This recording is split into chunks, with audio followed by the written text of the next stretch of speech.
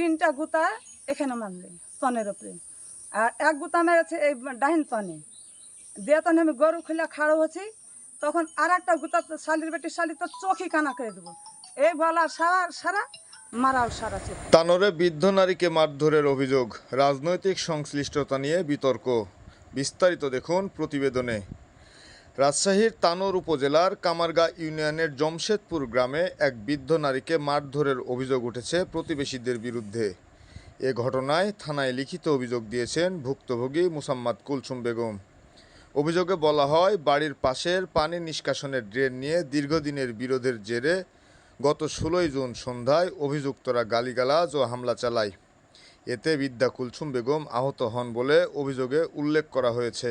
প্রথমে এসে ডাক দিলে আর মাই বাহাদুরের মায়ে ডাক দিলে যে কুলসুম একুলসে ঘর থেকে বাড়ি আয়, তো ঘর থেকে বাড়ি আয়, আমি শুয়ে আছি, ঘর থেকে বাড়ি আয়। আমি বললাম যে আমি যাব না, আমি অপরাধ করেছি, 10টা মানুষ ডেকে নিয়ে এসো, আমি তারপরে গেছে আমি ঘর থেকে বাড়াবো। এরপরও না ওর বেটা এলো, আয়সা ডাকলে আমি বাড়াইনি। যখন পাতান যখন ঘর থেকে না বাড়ি থেকে বাড়ি আসছে, তখন গেছি আমি বাড়ি আসছি তখন আমাকে তখন বড় একটা বাঁশ নিয়ে বাড়ি মারতে যাবে। তখন ওর মা ভাবি বয়ে ধরে এলি, মানে যে ওখানে সব আছে, পাতান আছে রে, মোস্তফা আছে, তারপরে না মশার বউ শনির মা আছে, এরা সব আছে, তার জন্য ওখানে মারতে পারলে না। তখন আইলো, আইসা গোহিলকে ভাড়া মারলে, আর আমি ভাবির কাছে বসে আছি, মুসার মার কাছে আমি বসে আছি। ওই বাড়ি মারা ভাঙার পরে তখন আমি ওখান থেকে তখন ছুটে চলে আইনি, আমার তো গোহিল ভেঙে ফেলেছে, আমার তো গোহিলে গরু আছে, গরুর উপরে পড়ে যাবে। আইসা দেখছে তো বাস্তব গরুর উপরে যখন টিন পড়ে গেছে, তখন আমি খুলতে যাচ্ছি, খুলতে না যেতেই ওখানে যা গোহিলে খাড়ো হইতে 3টা গুতা এখানে মারলে তনের উপরে, আর এক গুতা মেরেছে এই ডাহিন তনে দিয়ে। তখন আমি গরু খুলে খাড়ো হচ্ছি, তখন আর একটা গুতা শালির বেটি শালি তো চোখই কানা করে দেবো, এই বলা সারা সারা মারাও সারা চোখে। আমি তাও মুখ খারাপ করিনি, আমি খালি একটাই বললাম যে আমি যদি মানুষের কাছে আমি বিচার নিতে পারি, আমি আইনের কাছে আমি বিচার নিব, আমি কারোর কাছে যাব না। এদিকে স্থানীয় বিএনপির একটি পক্ষ দাবি করেছে, ওয়ার্ড বিএনপির সাবেক সভাপতি ওবায়দুলের নেতৃত্বে এই হামলার ঘটনা ঘটেছে। তবে ওবায়দুর রহমান অভিযোগ অস্বীকার করে বলেন, আসলে বিষয়টা সম্পূর্ণটা রাজনৈতিকভাবে উদ্দেশ্য প্রণীত করে আমাকে হেয় করার লক্ষ্যে এবং আমার ছেলেমেয়েদেরকে এটাকে একটা কি বলবো ঝামেলা বা বিপদে ফেলার একটা প্রয়াস মাত্র, অন্য কিছু না।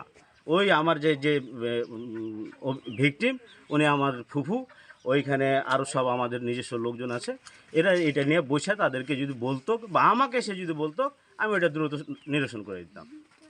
কিন্তু কেউ বা কাহারা এই কাজটাতে তাকে প্ররোচনা করে এত দূর পর্যন্ত নিয়ে যাচ্ছে। অন্যদিকে অভিযোগে নাম থাকা বিদ্যুৎ বলেন, অভিযোগ করেছেন তিনি আমার প্রতিবেশী ও ফুফু। আমার নামে যেটা অভিযোগ করা হয় সম্পূর্ণ মিথ্যা, থানা অভিযোগ করেছে বা এলাকাবাসী মিলে আমরা এটা মীমাংসা করি। ঘটনাটি নিয়ে এলাকায় আলোচনা সমালোচনা চলছে। অভিযোগ ও পাল্টা অভিযোগের মধ্যে প্রকৃত ঘটনা উদ্ঘাটনে প্রশাসন তদন্তের অপেক্ষায় রয়েছে স্থানীয়রা। আপনার যে অভিযোগ, যার উপরে অভিযোগ এসছে, তাই না, ওর নেতৃত্বে চলে আর কি, এটা আমি জানি আর কি, মানে আমরাও বিএনপি করি, ওরাও করে আর কি, বুঝছেন। ওরা ওয়ার্ডের সভাপতি ওবায়দুর, ওর নেতৃত্বে চলে আর কি।